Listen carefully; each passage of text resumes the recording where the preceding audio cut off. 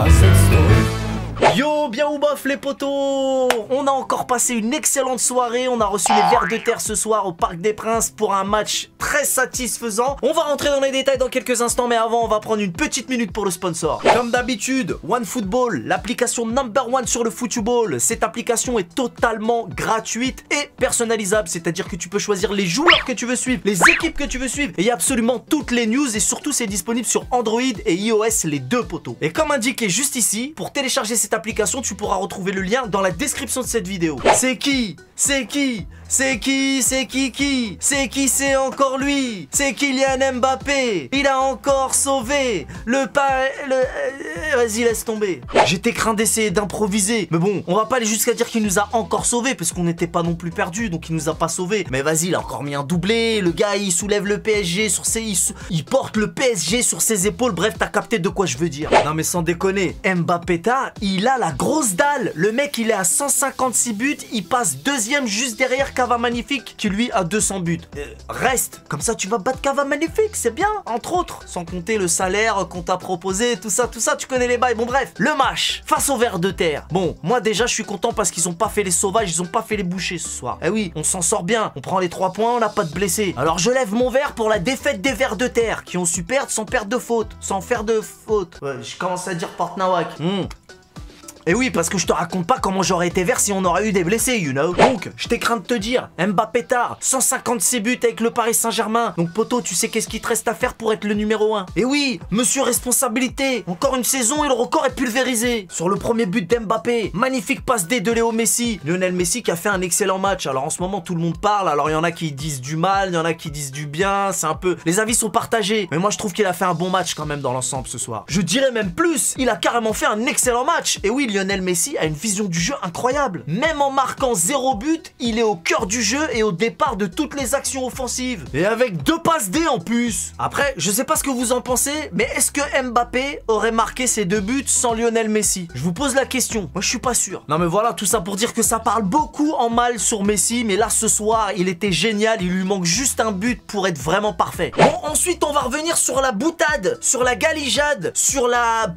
man out of flow de Chocobon. Oui, parce que là, l'erreur de Chocobon, bon, ça peut arriver. Mais franchement, là, il m'avait énervé quand même. Je sais pas ce qu'il a fait, un crochet, truc, je sais pas, il perd le ballon, on se prend un but. Donc le seul but des Vers de Terre ce soir, c'est sur une erreur d'un Parisien. Donc ça, faut le souligner aussi, ça. Après se prendre un but, à peine un quart d'heure de jeu, j'étais pas bien. J'ai cru que j'allais passer une soirée de merde comme la dernière fois face au Poussin. Mais c'était heureusement sans compter sur l'incroyable passe D d'Mbappé. Bon, Mbappé lui, c'est un extraterrestre, il est pas de notre monde. Et le coup de crâne façon Malteser de Chocobon qui finit au fond. Donc vas-y, c'est bon Chocobon, ton ardoise est effacée. Ah bah oui, obligé. Et Chocobon qui est tellement bon qu'il pourrait même finir meilleur buteur que Messi à la fin de saison. C'est chelou, mais c'est pareil, c'est comme ça. Du coup, si je réfléchis bien, on pourrait lui donner le Choco Ballon d'Or à la fin de saison, si ça se trouve. Bah oui, pourquoi pas. Moi chez moi. Et par contre, on a souvent entendu dire que Chocobon c'était un tracteur qui courait pas vite, tout ça, mais alors la détente qu'il nous a fait, poteau, moi à côté de lui, j'ai une détente de bébé Kadam, ma gueule. On pourrait même l'appeler Air Danilo. Moi chez moi. Et je vais me répéter, mais la passe D là d'Mbappé là, extérieur du pied là, c'est incroyable, c'est extraordinaire. Qui peut me dire qu'Mbappé n'est pas le meilleur joueur du monde en ce moment? Qui? Toi? Toi? Ou toi? Mais allez, ça va. Kajné. Moi chez moi. Bon, ensuite, les sujets qui fâchent, bon, pas vraiment, mais Weshden Naldoum. La première mi-temps, c'était pas possible. Bon, il s'est récupéré, il s'est rattrapé un petit peu en seconde période, mais c'est trop insuffisant, poteau. En plus, je sais pas ce qu'il foutait dans l'axe là, et dans la finition, déjà qu'au milieu de terrain, il a du mal. Non, moi vraiment là, Wijnaldum, j'ai plus de force. Bon, à un moment, il a quand même tapé le poteau, hein, on va le dire. Neymar aussi d'ailleurs. Et il me semble que Di Mamma Mia aussi a tapé le poteau sur un corner, je crois, si je ne m'amuse. Et encore une fois, si Neymar et Messi avaient trouvé le cadre ce soir, alors là, ça aurait été la soirée parfaite. Di Mamma Mia, quand il est rentré, il persiste à vouloir donner le ballon qu'à Messi, ça en devient un petit peu chiant. Casper,